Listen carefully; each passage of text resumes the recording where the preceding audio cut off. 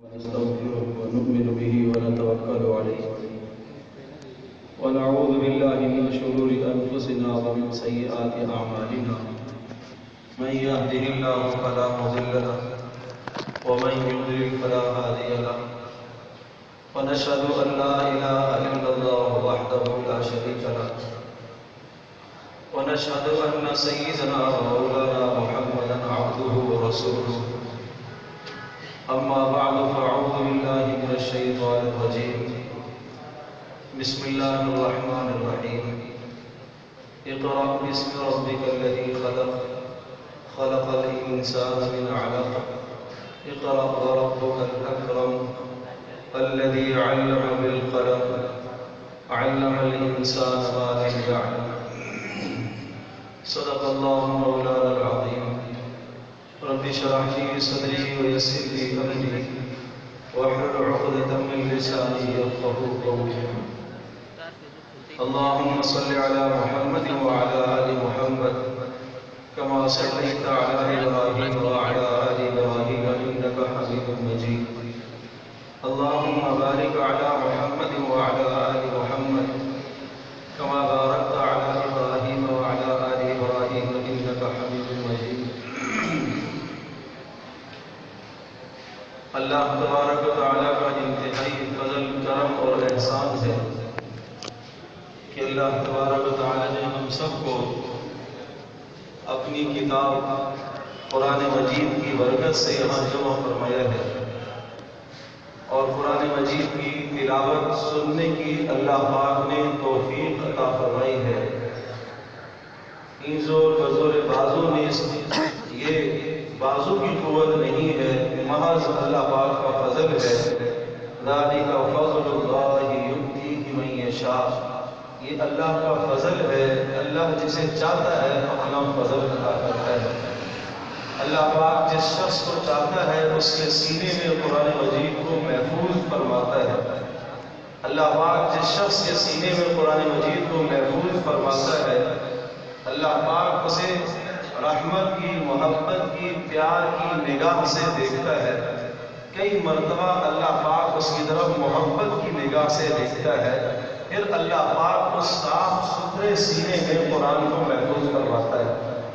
قرآن مجید اللہ پاک کی کتاب ہے، جس طرح سے ہم کوئی پاکیزہ چیز، اچھی چیز کسی گندے برتن میں نہیں رکھتے، اسی طرح سے اللہ پاک بھی اپنا کلام کسی گندے دل میں نہیں رکھتا، اسی دل میں محفوظ فرماتا ہے کہ جو دل صاف اور پاک ہو۔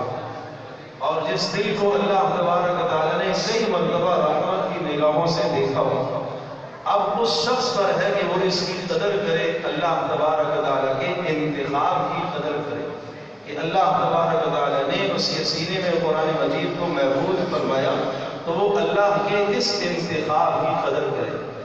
اس لیے صاحب قرآن کو چاہیے، حافظ قرآن کو چاہیے، عالم قرآن کو چاہیے کہ اس کی زندگی باقی لوگوں کی زندگی سے ممتاز ہے۔ کچھ باتیں اس وقت ایسی عرض کروں گا جن کا تعلق اس وقت کے ان بچوں سے ہے، بلکہ سب سے پہلے ان باتوں کا مخاطب میں خود ہوں کہ میری ضرورت ہے کہ یہ باتیں ہمارے عمل میں آ جائیں۔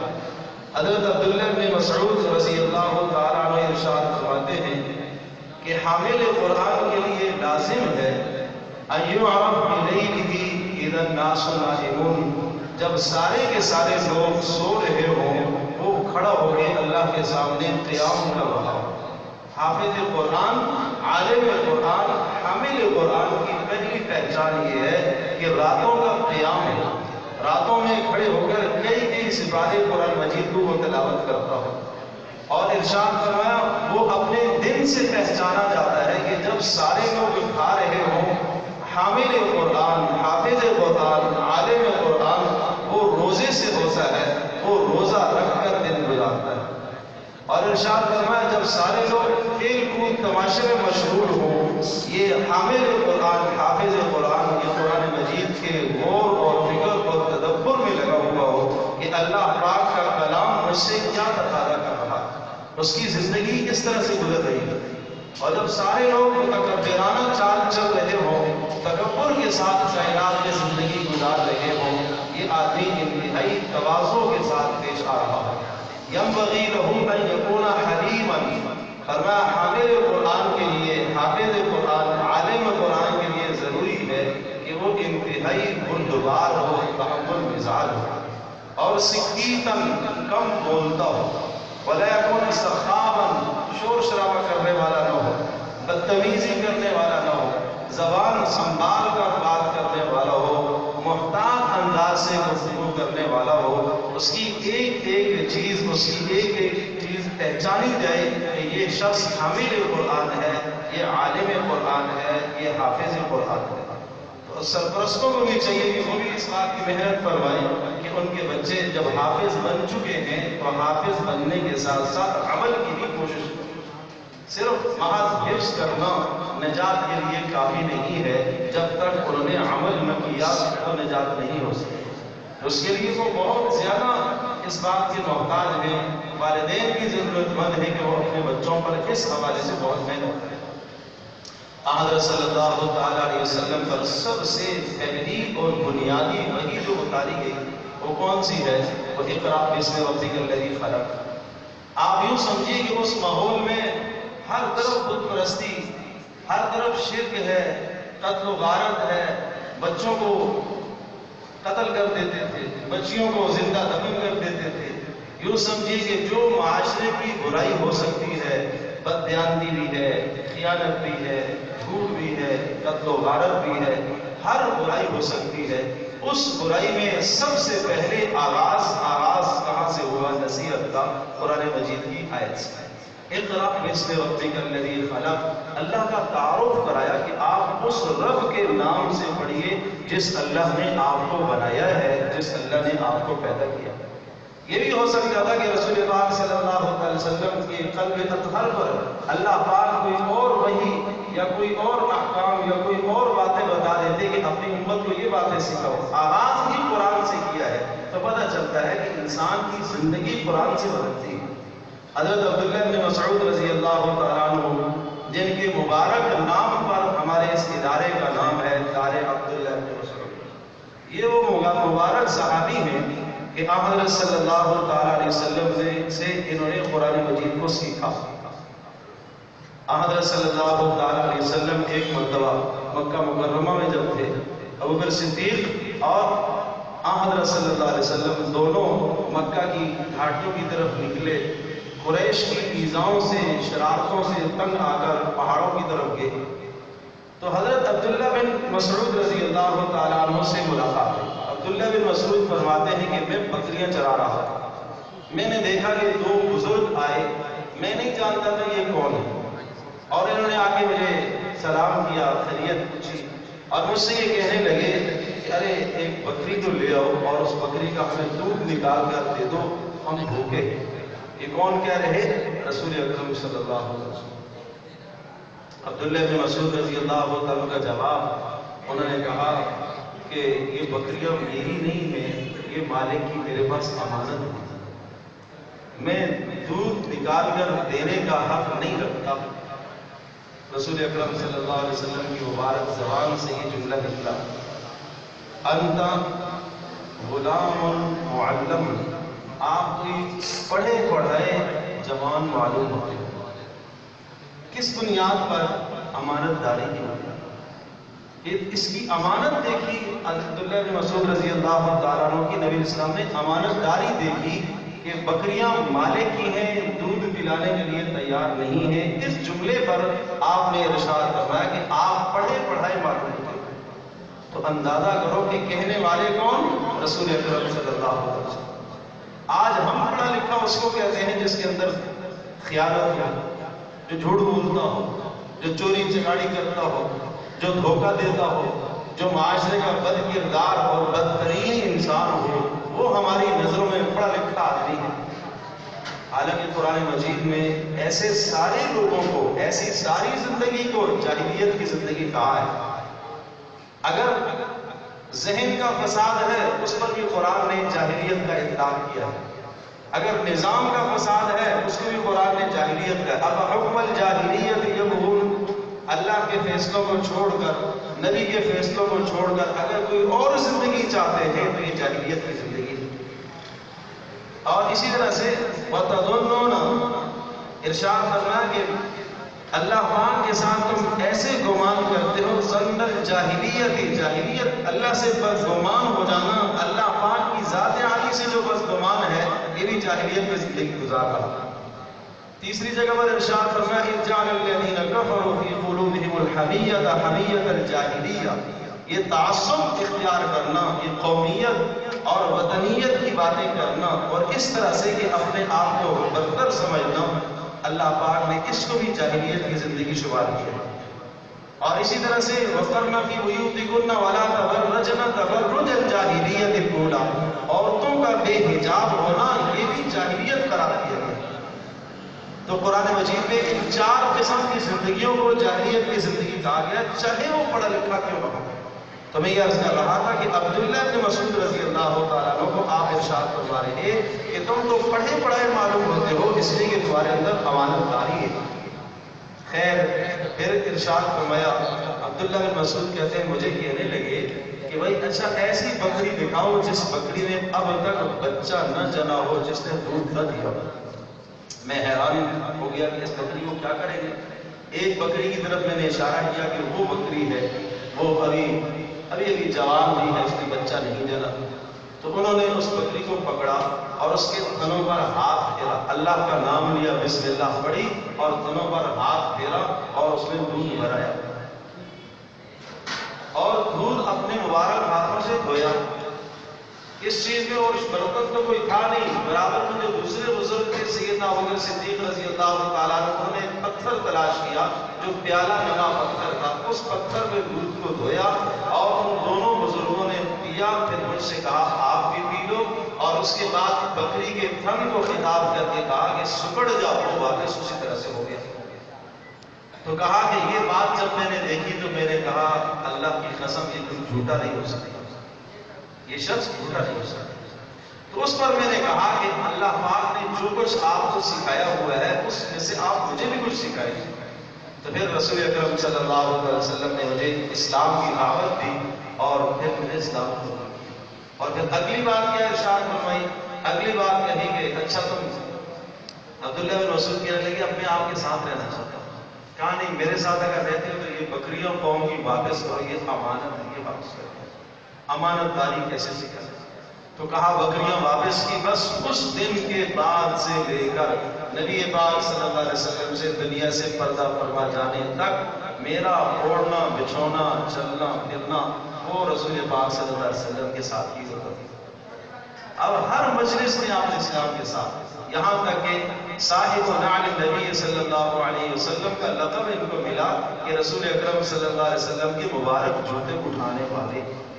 آپ علیہ السلام جب سفر میں ہوتے مسواک کا بندوبست، طہارت کا بندوبست، پانی وضو کے لیے عبداللہ بن مسعود رضی اللہ عنہ لایا کرتے تو حضرت صلی اللہ علیہ وسلم سے قرآن سیکھا۔ آپ علیہ السلام نے ارشاد فرمایا استقرئوا القرآن من اربع، چار لوگوں سے تم قرآن مجید سیکھو، جس طرح سے یہ پڑھتے ہیں اس طرح سے قرآن پڑھو۔ ارشاد فرمایا عبداللہ بن مسعود سے اور مولا ابی حذیفہ، ابو حذیفہ رضی اللہ تعالیٰ عنہ کے غلام سے، غلام ہیں لیکن قرآن سیکھنے والے ہیں۔ آپ علیہ السلام نے ان کی قرات کو معیار قرار دیا ہے۔ اور پھر ارشاد فرمایا کہ ابی بن کعب سے اور معاذ بن جبل سے، یہ چار اشخاص کے قرآن کو رسول پاک صلی اللہ علیہ وسلم نے معیار بتایا ہے۔ اور ایک مرتبہ تو عبداللہ بن مسعود رضی اللہ تعالیٰ عنہ کے متعلق تو یہ ارشاد فرمایا کہ جو آدمی یہ چاہتا ہے کہ اس طرح سے قرآن پڑھے جس طرح سے میرے اوپر نازل ہوا ہے تو وہ عبداللہ بن مسعود کی طرح پڑھے۔ عبداللہ بن مسعود اور مولا ابی حذیفہ، ابو حذیفہ کے غلام، اور ابی بن کعب اور معاذ بن جبل رضی اللہ تعالیٰ عنہ، یہ چاروں کے چاروں عربی زبان جاننے والے ہیں، عربی کان ہیں۔ اس کے باوجود بھی رسول پاک صلی اللہ علیہ وسلم نے ان کی قرات کو معیار قرار دیا۔ اور باقی صحابہ کن کو کہا جا رہا ہے؟ ان لوگوں کو وہ بھی عربی جاننے والے ہیں کہ اگر تم اس طرح سے قرآن پڑھنا چاہتے ہو جیسے میرے اوپر اترا ہے تو ان چار کی قرات کو معیار بتا دو۔ تو قرآن مجید کے سیکھنے کی کوئی اہمیت ہے جبھی رسول پاک صلی اللہ علیہ وسلم نے یہ ارشاد فرمایا۔ اس لیے بہت زیادہ احادیث مبارکہ میں اس کی تاکید ہے، قرآن سیکھ کر پڑھنے کی کوشش کرو۔ تلفظوں میں فرق نہیں ہے، ادائیگی میں فرق نہیں ہے، نہ ہا کا پتہ نہ خا کا پتہ۔ جو ہم آواز حروف ہیں طا اور تا کا فرق نہیں کریں گے تو معنی بدل جائے گا۔ لإیلاف قریش ایلافہم رحلۃ الشتاء والصیف، کہ عرب کو مانوس کرنا ہے گرمی اور سردی کے سفر سے۔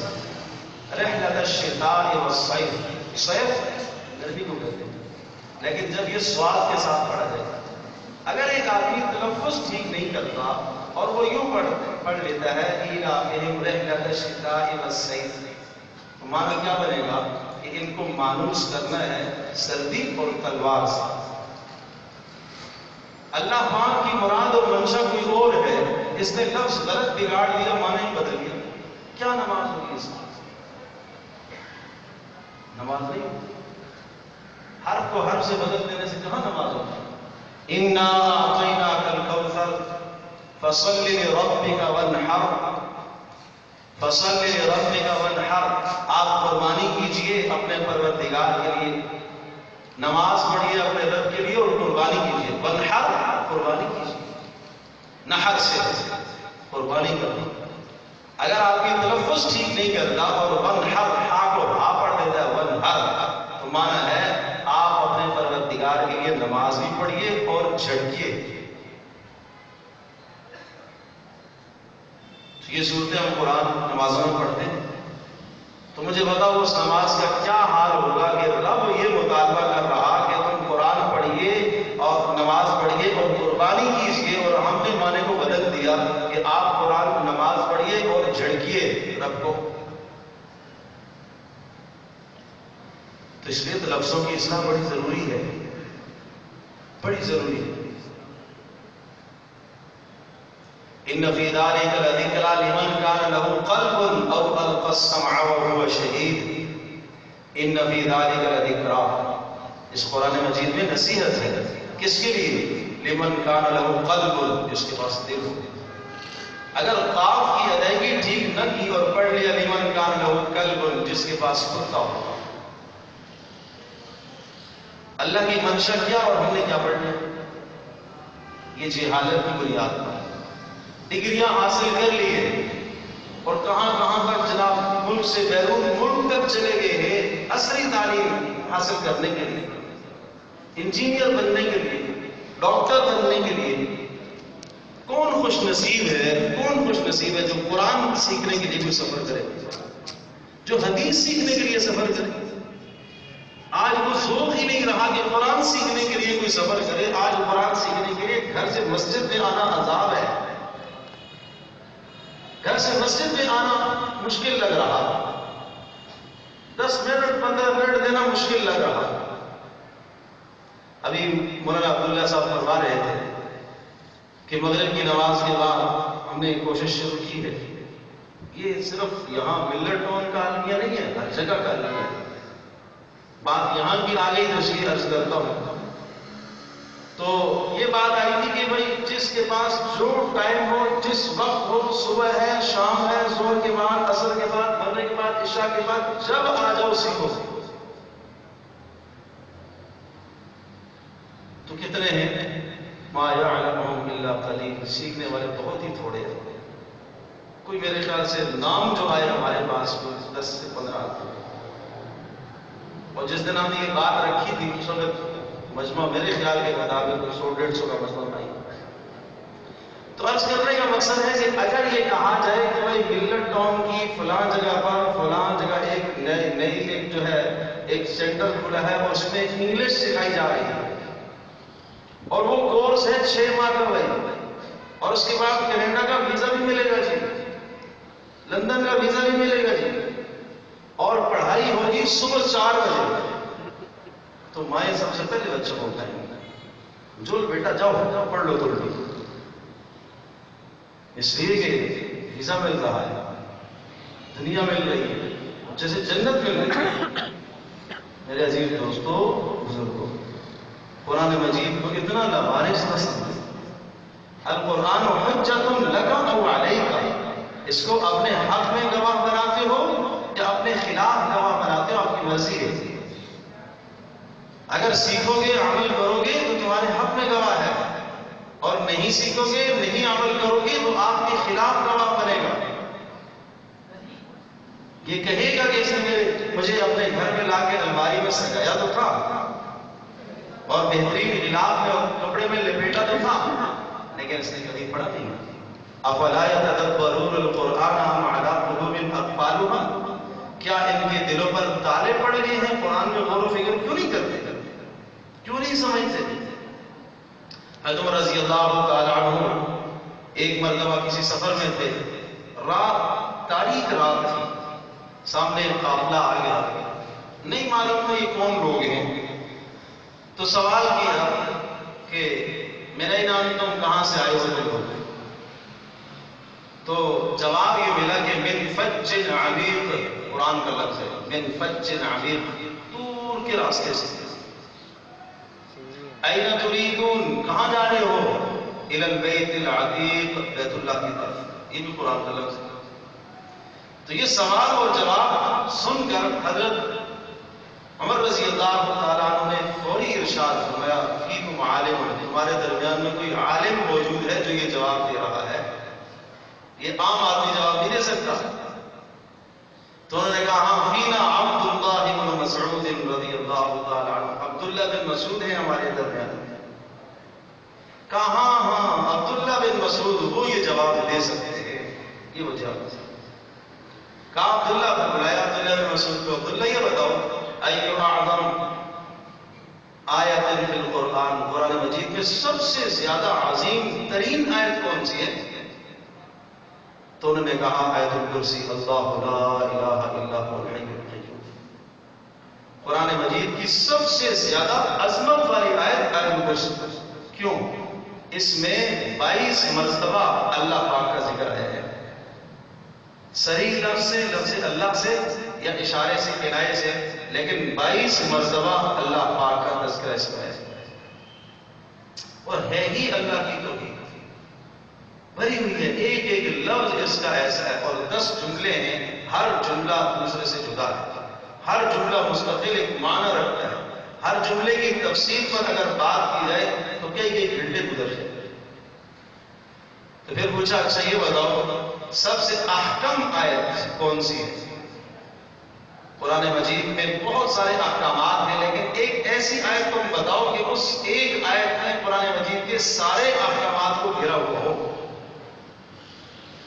تو فرمایا ان اللہ یأمر بالعدل والاحسان وایتاء ذی القربى وینہی عن الفحشاء والمنکر والبغی یعظکم لعلکم تذکرون۔ یہ آیت ہے، یہ جو جمعوں میں خطبوں میں آپ سنتے ہیں، حضرت عمر بن عبدالعزیز رحمۃ اللہ علیہ کے زمانے سے لے کر اب تک خطبہ اس آیت بینہ کو پڑھتے آ رہے ہیں، اور مستحب ہے جمعے کے دن اس کا پڑھنا، اس لیے کہ اللہ پاک نے 3 باتوں کا حکم دیا، 3 باتوں سے روکا۔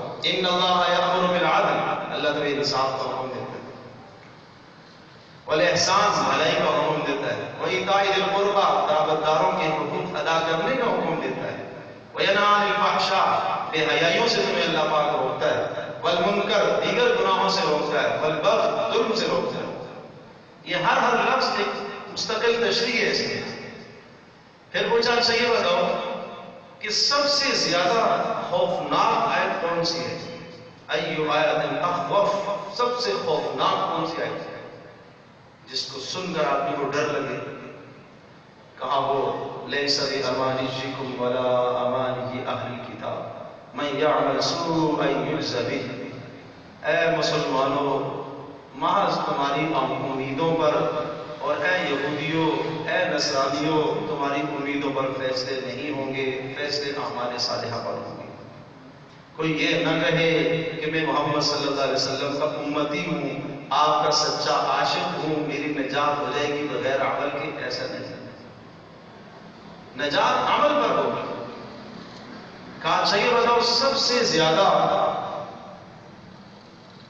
وزنی آیت کہ جس نے اعمال کو گھرا ہوا ہو وہ کون سی ہے؟ اگر اس ایک پر آدمی عمل کر لے تو نجات ہو جائے انسان کی، وہ کون سی آیت ہے؟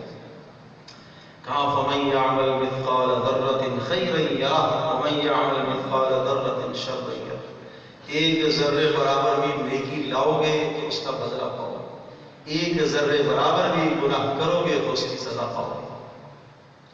کہا عذاب کے اعتبار سے سخت ترین آیت بتاؤ کہ جس میں سب سے زیادہ عذاب کا تذکرہ ہو۔ قرآن میں کتنے عذابوں کے تذکرے، جہنم کے تذکرے، لیکن سب سے زیادہ ایسی آیت خوفناک بتاؤ کہ جس میں اس سے زیادہ عذاب کی شدت کہیں نہ بیان کی گئی۔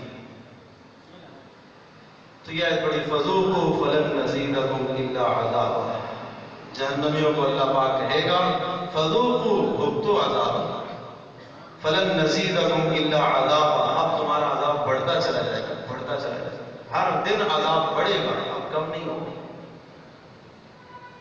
تو عبداللہ بن مسعود رضی اللہ تعالیٰ عنہ نے ان باتوں کا جواب دیا اور فرمایا کرتے تھے کہ ان سب آیتوں کے متعلق میں تفصیل جانتا ہوں کہ یہ آیتیں کب نازل ہوئی، کہاں نازل ہوئی، کس موقع پر نازل ہوئی۔ اس طرح سے قرآن مجید کے ساتھ ہم لوگوں کا شغف تھا اور تعلق تھا۔ تو میرے عزیز دوستوں بزرگوں، ہماری بھی ضرورت ہے کہ ہم بھی اپنا وقت نکال کر قرآن سیکھیں، اور یہ آپ حیا اور شرم نہ کریں۔ اگر بڑھاپے میں آگے ہیں، زندگی کے بہت سال گزر چکے ہیں، اب تھوڑے سال باقی رہ گئے ہیں، اب بھی مایوسی نہیں ہے۔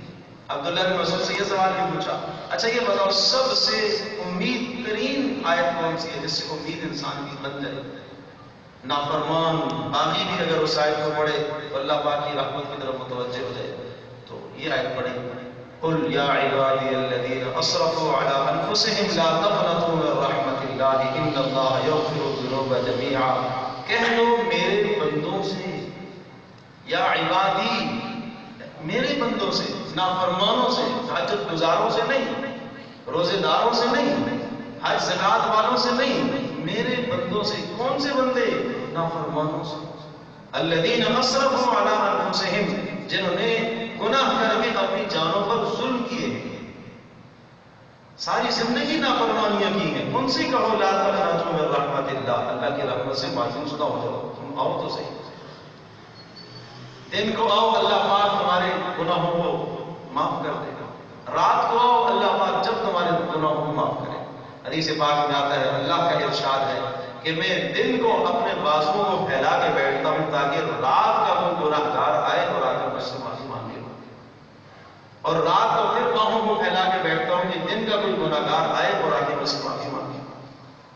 ان اتانی لیلا قبلتہ وان اتانی نہارا قبلتہ، دن کو آئے گا جب بھی توبہ قبول کروں گا، رات کو آئے گا جب بھی توبہ قبول کروں گا۔ جب آئے گا 70 سال زندگی نافرمانی میں گزر گئی، پھر بھی آئے گا جب بھی توبہ قبول کروں گا۔ زمین آسمان کے بیچ کا خلا سارا گناہوں سے بھر دے، پھر بھی آئے گا، پھر بھی اس کی توبہ کو قبول کر لوں گا۔ تو میرے عزیز دوستوں بزرگوں، اپنی زندگی کو ہم بدلنے کی کوشش کریں۔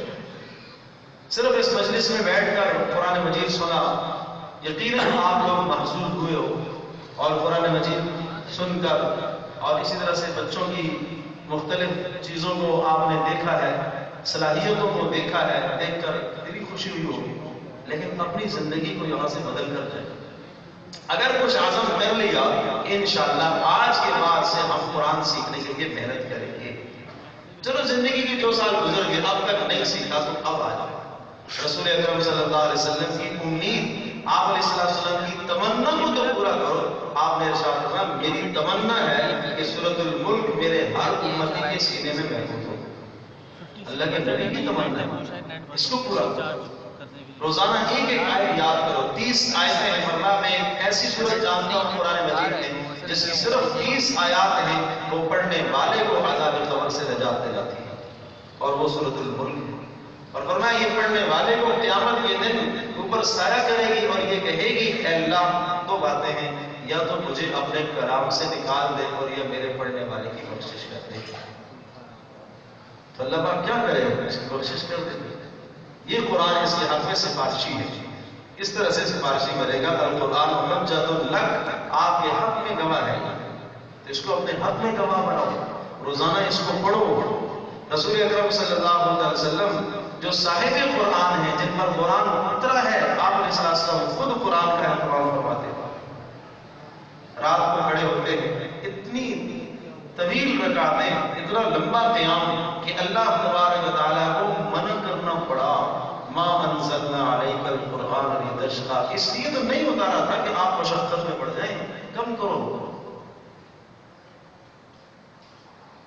حضرت عائشہ رضی اللہ تعالیٰ عنہ ارشاد فرماتی ہے، ایک مرتبہ رسول پاک صلی اللہ علیہ وسلم گھر میں تشریف لائے، تھوڑی دیر کے لیے آپ بستر استراحت پر لیٹے، پھر کہا عائشہ چھوڑو، میں تو اپنے رب کے پاس جا رہا ہوں، اور کھڑے ہو گئے، کھڑے کھڑے رات پڑھتے رہے۔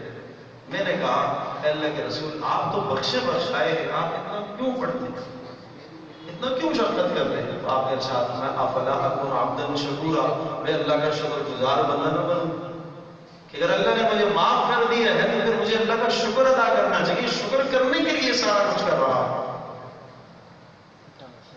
حضرت عائشہ رضی اللہ تعالیٰ عنہ فرماتی ہے کہ ایک مرتبہ رات کو نبی علیہ السلام کو میں نے گم پایا۔ اس زمانے میں چھوٹے چھوٹے گھر ہوتے تھے، نہیں اندازہ ہو پا رہا کہ آپ علیہ السلام کہاں ہیں، تو ہاتھوں سے ٹٹولتی میں نے دیکھا کہ رسول پاک صلی اللہ علیہ وسلم قیام میں کھڑے ہیں اور آپ علیہ السلام کے پاؤں میں ورم آ چکے ہیں، سوج چکے ہیں، کھڑے۔ ایک رات میں نے آپ علیہ السلام کو سنا آپ پڑھتے ان تعذبهم فإنهم عبادك وإن تغفر لهم فإنك أنت العزيز الحكيم، اے اللہ اگر تو ان کو بخش دے تو تیرے بندے ہیں، اور تو معاف کر دے تو تو معاف کرنے کی قدرت رکھتے ہیں۔ ساری رات اس آیت کو پڑھتے گزار دیا۔ ایسا قرآن کے ساتھ شغف تھا، ایسا قرآن کے ساتھ تعلق تھا۔ عبداللہ بن مسعود رضی اللہ عنہ کے متعلق آتا ہے، جب آپ علیہ السلام سے قرآن مجید سیکھا تو رسول اکرم صلی اللہ علیہ وسلم کے بعد یہ سب سے پہلے وہ صحابی ہیں کہ جنہوں نے قریش مکہ کو اونچی آواز سے قرآن سنایا۔ آپ نے فرمایا کون ہے آج جا کے بیت اللہ میں جا کے سنائے گا قرآن؟ عبداللہ بن مسعود رضی اللہ تعالیٰ عنہ شوق سے پہنچے۔ آج تو آپ سارے بیٹھے ہوئے ہیں اور یہاں پڑھنے والا پڑھتا ہے، آپ سبحان اللہ کہتے ہیں، ماشاء اللہ کہتے ہیں، الحمدللہ کہنا بھی چاہیے، اہتمام کیا کرو۔ عبداللہ بن مسعود رضی اللہ تعالیٰ عنہ جا کے حرم میں جب قرآن پڑھنا شروع کیا بیت اللہ کے پاس، ایک قریش کا جمگٹا تھا، مجمع لگا ہوا تھا، تو سورہ رحمان کی تلاوت شروع کر دی، الرحمن علم القرآن خلق الانسان علمہ البیان، پڑھتے جا رہے تو مشرکین نے کان لگائے، یہ تو وہی باتیں کہہ رہا ہے جو نبی کہتا ہے، یہ تو وہی پڑھ رہا ہے جو محمد پڑھ رہا ہے۔ ایسے ٹوٹے عبداللہ بن مسعود رضی اللہ عنہ پر کہ مار کے لوگ روحان کر بے ہوش ہو گئے، اٹھا کے لائے گئے۔ تو یہ پہلا قرآن قریش کو عبداللہ بن مسعود رضی اللہ عنہ نے سنایا۔ تو قرآن کی قدر ان لوگوں سے پوچھو جنہوں نے قرآن کے لیے اتنی مشقتیں برداشت کی۔ تو میرے عزیز دوستوں بزرگوں، پھر بھی اللہ کا شکر ادا کرو، محلے میں مدارس ہیں، مکاتب ہیں، اپنے بچوں کو وہاں بھیجو، قرآن سکھاؤ۔ میں کبھی سوچتا ہوں بڑا عجیب فلسفہ ہمارے دور کا ہے کہ جب بچے کو ہم اصلی تعلیم دیتے ہیں تو ہم کتنی چھان بین کرتے ہیں، مہنگے سے مہنگا اسکول تلاش کرتے ہیں اور مہنگے سے مہنگا ٹیچر ہم ڈھونڈتے ہیں، اور جہاں بات قرآن کی آتی ہے کوئی گزرتا ہوا سائیکل پر مل گئے، گاڑی والا، آ جاؤ قاری صاحب اور بچوں کو قرآن پڑھا۔ نہ بیچارے پڑھانے والے کی نیت ٹھیک، نہ اس پڑھانے والے کا تلفظ ٹھیک، نہ اس کے اخلاق ٹھیک، تو کیا تربیت کرے گا ہمارے بچوں کی؟ یہ ہماری اپنی کمزوری ہے کہ ہم نے قرآن مجید کے ساتھ اپنا ربط اور تعلق نہیں رکھا۔ پھر آپ یہ چاہیں کہ آپ کا بچہ دیندار بنے، نہیں بن سکتا، اس کے لیے آپ کو خود محنت کرنی ہے پہلے۔ تو الحمدللہ ثم الحمدللہ ادارے کے اندر جو ادارے کی کارکردگی ہے آپ نے رات دیکھی، اللہ تبارک و تعالیٰ اس کارکردگی کو اپنی بارگاہ میں قبول فرمائے، اور مولانا ریحان صاحب برکات العالیہ کی دن رات کی کوششوں کو اللہ پاک اپنی بارگاہ میں قبول فرمائے، اور ان کے ساتھ جو دیگر یہاں کے ادارے کے مدرسین ہیں، انتہائی محنتی اساتذہ ہیں، حفظ کے مولانا قاری عتیق صاحب ہیں، قاری عالم صاحب ہیں، قاری یعقوب صاحب ہیں، بہترین محنت کرنے والے اساتذہ ہیں۔ میں دیکھتا ہوں کہ صبح فجر سے یہ کلاسیں شروع ہو جاتی ہیں، سبحان اللہ، 12 بجے تک، 11 بجے تک، ظہر سے عصر، مغرب سے عشاء، اتنا طویل، اور بعض بچوں کو کئی بار یہ دیکھتا ہوں کہ فجر سے پہلے کھڑے ہوتے ہیں تہجد میں ماشاءاللہ، کتنی سعادت کی بات ہے۔ تو جس آدمی کو اگر اللہ پاک تہجد میں کھڑے ہونے کی توفیق دیتا ہے تو وہ اللہ پاک کا یوں شکر ادا کرے، اے اللہ تیرا شکر ہے، میں اس قابل تو نہیں تھا، تو نے خود مجھے اٹھایا اور اپنے سامنے لا کے کھڑا۔ اور جس شخص کو توفیق نہیں مل رہی ہے وہ سمجھے کہ میری کوئی نافرمانی ہے، جب ہی اللہ پاک مجھے توفیق نہیں دے رہا۔ حسن بصری رحمۃ اللہ علیہ سے کسی نے کہا کہ آج کل مجھے تہجد کی توفیق نہیں ہوتی، تو بڑا عجیب جملہ ارشاد فرمایا، قیدت کا ذنوب ہوگا، تمہارے گناہوں نے تمہارے پاؤں میں بیڑیاں ڈال دی، اس کی نہیں ہو سکتی، تمہارے گناہوں نے تمہارے پاؤں میں بیڑیاں ڈال دی۔ سوچنے کی بات ہے۔ تو کوشش کرو کہ رات کا کچھ نہ کچھ حصہ قرآن کے لیے وقف کرو، جتنا آپ کو یاد ہے اتنا رات کو پڑھنے کی کوشش کیا کرو۔ قم اللیل الا قلیلا، اللہ کے نبی کو حکم ہے کہ آپ راتوں کا قیام کرو، راتوں کو اٹھا کرو۔ اسی طرح سے الحمدللہ ثم الحمدللہ جو درس نظامی کا سلسلہ ہے، عالم بننے کا جو کورس یہاں کروایا جاتا ہے، اولیٰ سے لے کر رابعہ تک کے اسباق ہوتے ہیں، الحمدللہ محنتی اساتذہ ہیں، مولانا عبداللہ صاحب، مولانا نعیم اللہ صاحب اور مولانا مفتی شعیب صاحب، الحمدللہ ثم الحمدللہ دن رات کی اساتذہ کی، مولانا ریحان صاحب کی محنتیں، کوششیں، ان کے نتیجے میں آج ادارہ یہاں تک پہنچا الحمدللہ۔ یہ اللہ پاک کا فضل ہے کہ اللہ پاک نے ان حضرات سے یہ کام لیا ہے، محض اللہ کا فضل، کسی کا کوئی کمال نہیں، اللہ کا فضل۔ اللہ پاک جس کو توفیق دے یہ اس کا احسان ہے۔ بھائی میں آپ ہم سب، ہماری جان، ہمارے مال، ہمارے وقت دین کے لیے وقف ہو جائیں، لگ جائیں، یہ ہماری خوش نصیبی ہے۔ اللہ تو کسی سے بھی کام لے سکتے ہیں، لیکن اللہ پاک رضامندی کے ساتھ ہم سے کام لے لے، ہمیں اپنے قرآن کی خدمت کے لیے استعمال کر لے، یہ ہمارے لیے عزت ہے۔ اس لیے ارشاد فرمایا رسول پاک صلی اللہ علیہ وسلم نے، خیرکم من تعلم القرآن وعلمہ، تو میں سب سے کا بہترین انسان تم میں سے وہ ہے جو قرآن کو سیکھے اور دوسروں کو سکھائے، یہ بہترین ہے۔ معاشرے کا سب سے اچھا انسان جو قرآن سیکھے اور دوسروں کو سکھائے۔ آج معاشرے کا سب سے گرا ہوا انسان وہ جو قاری صاحب، یہ ہم نے خود اس کی اہمیت گرائی ہے۔ یہ سوچو تو صحیح، حدیث پاک میں آتا ہے اپنے اسلام میں ارشاد فرمایا کہ مؤذن قیامت کے دن سب سے پہلے حضرت ابراہیم علیہ السلام کو میدان محشر میں لباس پہنایا جائے گا، اس کے بعد مؤذنین کو پہنایا جائے گا۔ اور جس نے 7 سال اللہ کی رضا کے لیے ارشاد فرمایا کہ اذان دی، اللہ پاک نے اس کے لیے جنت کو لکھ دیا، اس لیے کہ وہ اللہ پاک کی طرف لوگوں کو بلا رہا ہے۔ تو اللہ کے یہاں ان کی عزت ہے، دنیا کے ہاں بڑے عزت کا ہو، دنیا بڑے گری ہوئی نگاہوں سے دیکھے اور حقیر نگاہوں سے دیکھے، لیکن اللہ کے ان کا مقام ہے۔ تو کم از کم ہم یہ تو نہ کریں کہ ہم ایسے لوگوں کو گری ہوئی نگاہ سے نہ دیکھیں، اپنے آپ سے بہتر سمجھیں، اپنے آپ سے اچھے سمجھیں۔ اور وہ بچے جو ہمارے مدرسوں میں پڑھنے والے ہیں، قرآن مجید حفظ کر رہے ہیں، عالم بن رہے ہیں، ان بچوں کو دیکھ کر ہمیں خوشی ہونی چاہیے۔ بہت سارے لوگوں کا مزاج ہے ان کو دیکھ کر چڑ جاتے ہیں کہ دین دشمنی کہلاتی ہے۔ براہ راست اللہ کے دشمن تو نہیں ہو سکتے، اللہ پر اعتراض تو نہیں کر سکتے، قرآن پر تو اعتراض نہیں کر سکتے، اہل قرآن پر اعتراض کرنا شروع کر سکتے۔ ٹھیک ہے، اگر کسی کی کوئی خامی کوئی غلطی ہے تو نظر انداز کر دو۔ اس لیے آپ علیہ السلام نے ارشاد فرمایا کہ اہل علم کی غلطیوں کو نظر انداز کیا کرو، نظر انداز کیا کرو، کہ غلطیوں کو اچھالا نہ کرو۔ معاشرے میں ان کو بھی جینے کا مقام ہے، وہ بھی تمہاری طرح کے انسان۔ اگر کوئی ایسی حرکت ان سے ہو جائے، کوئی نامناسب بات ہو جائے تو اصلاح کرنے کی کوشش کرو، پیار محبت سے بتاؤ اور نظر انداز کرو۔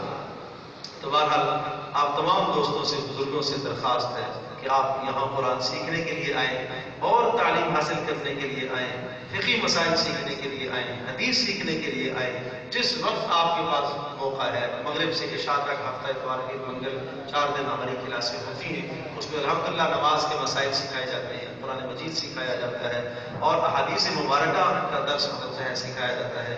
اسی طرح سے عشاء کی نماز کے بعد مستقل یہاں درس ہوتا ہے۔ تو آپ دوستوں سے، بزرگوں سے درخواست ہے کہ کسی نہ کسی درجے میں اپنے آپ کو وابستہ رکھیں۔ کن عالما او معلما، کن عالما او متعلما او محبا۔ ارشاد فرمایا یا تو عالم بن جاؤ یا طالب علم بن جاؤ، اور ارشاد فرمایا یا ان کے پاس بیٹھنے والے بن جاؤ اور یا ان سے محبت کرنے والے بن جاؤ، اور ولا تکن الخامس پانچواں نہ بننا ورنہ ہلاک ہو جاؤ گے۔ اور پانچواں یہ ہے کہ علم اور اہل علم سے تم بغض رکھو، اگر ایسے کرو گے تو تم برباد ہو جاؤ گے، ہلاک ہو جاؤ گے۔ اس ہلاکت سے اپنے آپ کو بچاؤ۔ تو میں انتہائی مشکور ہوں آپ تمام احباب کا، حضرات کا، جو ہمارے اس پروگرام میں تشریف لائے ہیں۔ اللہ تبارک و تعالیٰ آپ تمام حضرات کو جزائے خیر عطا فرمائے۔ اور اسی طرح سے حضرت ہمارے قاری صاحب پنجاب سے تشریف لائے ہیں، ان کا بھی میں انتہائی تہ دل سے شکریہ ادا کرتا ہوں، مشکور ہوں کہ یہ بھی ہمارے اس پروگرام میں تشریف لائے، اور آپ تمام حضرات کو اللہ پاک جزائے خیر عطا فرمائے۔